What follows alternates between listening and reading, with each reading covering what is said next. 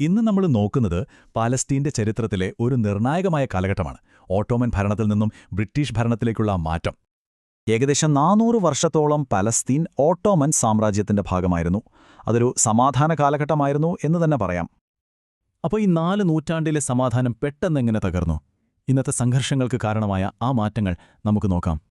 1517 മുതൽ 1917 വരെ ഓട്ടോമൻ ഭരണത്തിൻ കീഴിൽ പലസ്തീൻ പ്രധാനമായും ഒരു കാർഷിക നാടായിരുന്നു.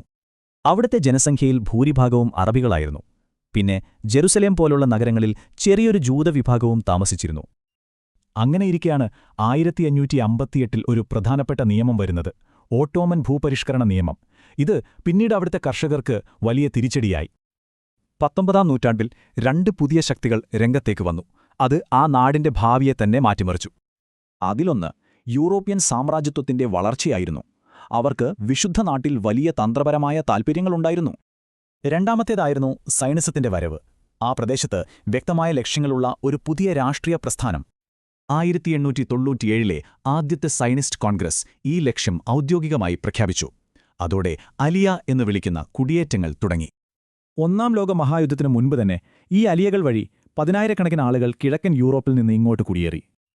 ഇത് അറബ് കർഷകരെ അവരുടെ ഭൂമിയിൽ നിന്ന് പുറത്താക്കാൻ കാരണമായി. അങ്ങനെ അവിടെ ആദ്യമായി സാമുദായിക പ്രശ്നങ്ങൾ തലപൊക്കി തുടങ്ങി. പിന്നെ വന്നു 1-ാം ലോക മഹായുദ്ധം. അത് ഓട്ടോമൻ സാമ്രാജ്യത്തെ തകർത്തു. ഒരു അധികാരശൂന്യതയും ഒരുപാട് വാഗ്ദാനങ്ങളും ബാക്കിയായി. ആദ്യത്തെ വാഗ്ദാനം ബ്രിട്ടൻ അറബികൾക്ക് കൊടുത്തതായിരുന്നു. ഓട്ടോമന്മാർക്കെതിരെ പോരാടിയാൽ സ്വാതന്ത്ര്യം തരാമെന്ന് പറഞ്ഞു. പക്ഷേ അതേസമയം തന്നെ ബ്രിട്ടനും ഫ്രാൻസും ഒരു രഹസ്യ കരാറുണ്ടാക്കി, ഈ അറബ് നാടുകൾ പങ്കിട്ടെടുക്കാൻ. അതോടൊപ്പം തന്നെ ബ്രിട്ടൻ സയനിസ്റ്റുകൾക്ക് മൂന്നാമതൊരു വാഗ്ദാനം കൂടി കൊടുത്തു, പലസ്തീനിൽ ഒരു ജൂതദേശീയ ഭവനം. അപ്പോ ഇതാണ് പ്രശ്നം. ഒരേ ഭൂമിയെപ്പറ്റി 3 പരസ്പര വിരുദ്ധമായ വാഗ്ദാനങ്ങൾ.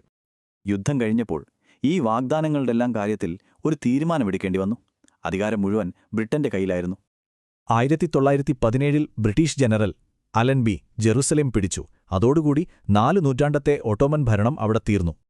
അന്ന് പുതുതായി വന്ന ലീഗ് ഓഫ് നേഷൻസ് ഈ മുൻ ഓട്ടോമൻ പ്രദേശങ്ങൾ ഭരിക്കാനായി ഒരു പുതിയ സംവിധാനം കൊണ്ടുവന്നു. അങ്ങനെ 1920 പലസ്തീന്റെ ഭരണം ബ്രിട്ടനും മാൻഡേറ്റായി ലീഗ് ഓഫ് നേഷൻസ് ഔദ്യോഗികമായി കൈമാറി.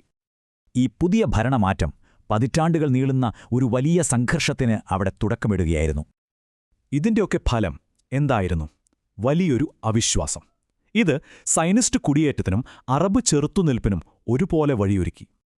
അപ്പോൾ നമ്മൾ മനസ്സിലാക്കേണ്ടത് ഇതാണ്: ഈ ചെറിയൊരു കാലഘട്ടം എങ്ങനെയാണ് ഇന്നും തുടരുന്ന ഒരു സംഘർഷണത്തിന് വിത്തുപാകിയത്.